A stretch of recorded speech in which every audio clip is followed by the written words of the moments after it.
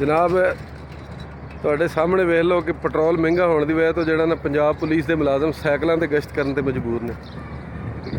घूमते वक्त अगे अपील है कि पेट्रोल सस्ता किया जाए कि असी जनाब जेब चो पेट्रोल लैके पा के ते गश्त नहीं कर सकते। बहुत महंगा 210 रुपये लीटर पेट्रोल है। साड़ियाँ मकूल तनख्वाहां ने असी बिल्कुल जनाब अफोर्ड नहीं कर सकते। इस वास्ते असी वज़ीर आला पंजाब नूं अपील करते हैं कि जनाब साढ़े ते खसूसी शफकत की जाए या साड़ी तनख्वाह वधाई जाए तो या जनाब मेरी सानू सरकारी जड़ा ना कोई अप्रोच दी जाए, सरकारी तरीके ना सानू जड़ा ना कोई रिलीफ दिता जाए। क्यों बंद कर दे बनन दे की हो गया जी।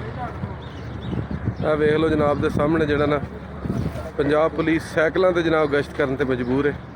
तुहाडे सामने जनाब मेरी जराइम की रोकथाम वास्ते साइकिलों से चढ़ के ड्यूटी कर रहे हैं क्योंकि पेट्रोल अफोर्ड नहीं कर सकते। पेट्रोल बहुत महंगा है। ओके जी ओके।